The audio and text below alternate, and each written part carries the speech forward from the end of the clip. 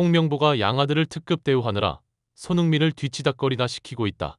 가나와의 평가전에서 대한민국 국가대표팀은 전반전이 거의 끝나갈 때까지 유효슛은커녕 슈팅 자체를 하지 못하는 졸전을 벌이며 팬들의 분통을 터뜨리게 했습니다. 특히 전후반 내내 손흥민이 이렇다 할 활약을 펼치지 못한 것도 모자라 후반 61분경에 교체까지 하는 홍명보의 선수 운영에 대해 비록 경기를 1대0으로 이겼지만 많은 축구 팬들은 0대5로 진 것 같은 이 처참한 기분은 도대체 뭐냐라며 목소리를 높이고 있습니다. 팬들의 이런 분노를 감지한 많은 축구 전문 기자들은 경기 후 홍명보에게 전반전 졸전에 졸전을 거듭했으면서 0대0 상황에서 왜 손흥민을 후반 이른 시간에 교체했느냐고 질문하자 홍명보는 황당한 대답을 하며 자기 변명을 해 많은 축구 팬들을 더욱 격분케 했습니다.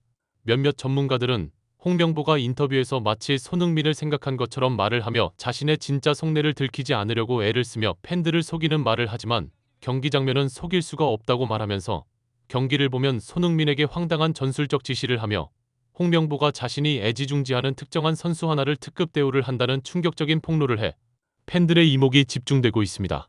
도대체 어떤 상황인지 더 풋볼이 자세히 알아보겠습니다.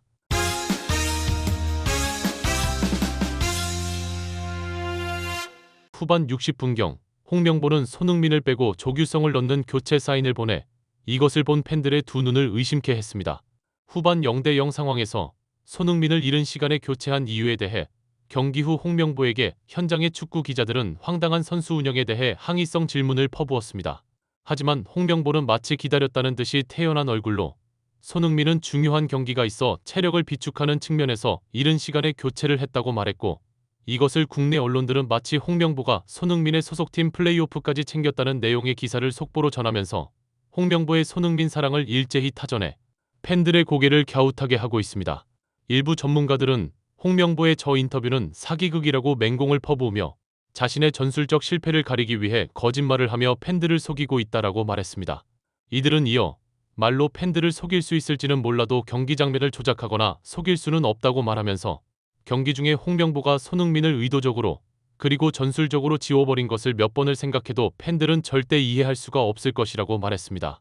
이들은 홍명보는 이 경기의 선발 라인업을 볼리비아전에서 뛰던 선발 라인업에서 무려 8명을 바꾸었고 바뀌지 않은 선수는 손흥민, 김민재, 이강인 뿐이었다고 말하면서 대한민국이 월드컵 조별 추첨에서 포트 2가 확정이 되자 대표팀 2군도 아니고 2.5군 정도 되는 선수들을 다 내보낸 뒤 손흥민과 이강인, 그리고 김민재가 이 8명의 선수를 이끌도록 했다.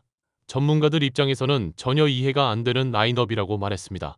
홍명보는 원톱에 오현규를 세우고 좌측에 손흥민, 그리고 우측에 이강인을 세운 뒤에 공격형 미드필더를 생략하고 그 뒤에 2명의 수비형 미드필더인 옌스 카스트로프와 권혁규를 세운 후 그 뒤에 3명의 센터백과 좌우에 서령우, 이태석의 윙백을 두른 시스템으로 가나와 맞상대를 했습니다.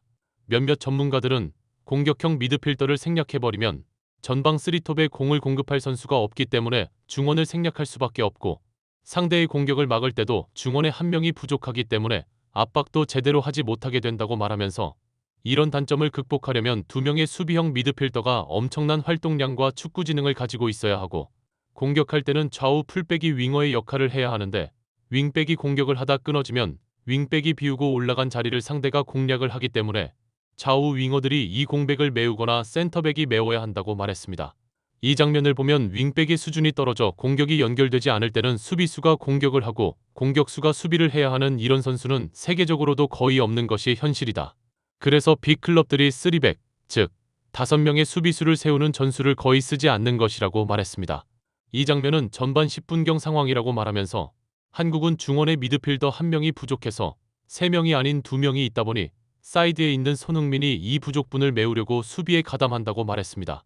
이렇게 손흥민이 사이드에서 수비에 가담하면서 체력을 소모하면 세계 최고 수준의 역습 공격수인 손흥민은 공격 스타일상 수십 미터를 스프린트를 해야 하는데 막상 공격을 할 때 쓸 체력이 없게 된다고 말하면서 이런 문제는 토트넘에서 포스테코글루가 손흥민에게 수비 부담을 줄 때 이미 수없이 영국의 수많은 매체에서 손흥민의 공격력을 낭비하는 무능한 전술이란 비판을 받았던 바로 그 전술이라고 지적했습니다.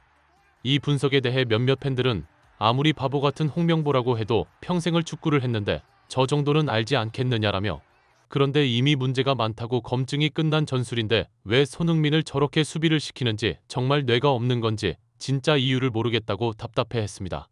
이 반응을 접한 일부 전문가들은 홍명보는 손흥민을 좌측 사이드로 빼고 수비 부담을 주면서 이상한 실험을 한다고 말하면서 이 장면에서 이강인이 손흥민보다 높게 올라가 있는데 이강인을 우측 사이드가 아닌 투톱 비슷한 위치로 올려 배치한 이유는 바로 이 선수를 위한 홍명보의 충격적인 전술 운영 때문이라고 말했습니다. 이들은 손흥민은 사이드에서 윙백처럼 수비를 하러 내려가고 원톱 자리에 있는 오현규는 수비 부담이 없어 천천히 걸어다니며 공격을 위해 체력을 비축한다고 말하면서 오현규가 소속팀에서 잘하고는 있지만 세계 최고 수준의 프리미어 리그에서 10년간 127골 57도움을 한 득점왕 출신 손흥민에 비교할 수준조차 되지 않는다. 월드컵에서 손흥민을 원톱으로 쓰는 전술을 구사해야 하는데 선발도 아닌 오현규를 원톱에 놓고 손흥민을 사이드로 빼 수비를 시키는 저런 이상한 전술로 월드컵 본선에서 한국보다 강한 팀들을 상대로 골을 넣을 수가 있나 모르겠다고 말했습니다. 이들은 이어 좌측 풀백 이태석을 윙백으로 쓰면서 골대 중앙으로 크로스를 올리는 전술을 구사하는 것도 손흥민을 위한 것이 아니라 오현규를 겨냥해서 쓰는 공격 전술이라고 말하면서 손흥민 역시 좌측 사이드로 빠져서 상대 수비수들을 유인한 뒤 중앙 골대 앞에 있는 오현규를 향해 짧은 크로스를 올리는 전술에 힘을 보태는데 이런 뻔한 전술로 가나에게 골을 넣을 수 있다고 생각하는 것 자체가 2002년 월드컵 때나 쓰던 전술이 홍명보 머리에 박혀 있는 것 같다고 말했습니다. 하지만 이뿐만이 아닙니다. 더 기가 찬 것은 후반 51분경 손흥민이 좌측을 돌파하면서 얻어낸 결정적 프리킥 뒤에 일어난 일인데요. 몇몇 전문가들은 이 위치에서는 손흥민이 오른발로 골을 노려야 했다고 말하면서 0대 0으로 맞서는 후반전의 확실한 득점 카드인 손흥민으로 하여금 슛을 하도록 했어야 하는데 이런 결정적 찬스에서 이강인을 이용 골대 앞으로 짧은 크로스를 올리게 한 것은 홍명보가 직접 지시한 게 아니라면 절대 저런 일이 일어날 수가 없다고 말했습니다. 대한민국 대표팀 프리킥 키커는 손흥민이라고 말하면서 손흥민이 아니라 이강인이 차는 것은 선수들끼리 상의해서 하는 게 아니다. 이건 약속된 플레이이며 이강인이 차고 오현규가 머리로 골을 넣도록 훈련 중에 반복해서 팀원들에게 숙지를 시킨 것인데 과연 월드컵에서 오현규를 원톱으로 쓰면서 손흥민을 사이드로 빼 수비시키고 크로스 올리고 그리고 프리킥도 차지 못하면서 월드컵까지 반년 정도 남은 상황에서 왜 이런 실험을 하는지 홍명보는 뭘 하려는지 모르겠다고 고개를 저었습니다. 일부 팬들은 오현규를 왜 손흥민 대신 원톱으로 세운 거냐, 이번에는 오현규가 양아들이냐라고 말하면서 세계 최고 수준의 공격수에게는 수비를 시키고 빅리거도 아닌 오현규를 원톱에 세우고 손흥민 보고 지원을 하라는 건 자신보다 훨씬 영향력이 있는 손흥민을 지우고 채용 비리로 선임된 자신의 위상을 더 높이려는 거 아니냐. 저런 쓰레기는 당장 경질해야 한다고 목소리를 높였습니다. 구독, 좋아요, 좋은 댓글은 불타는 제작 열정을 더욱 불타오르게 합니다. 시청해주셔서 감사합니다. 이상 더 풋볼이었습니다.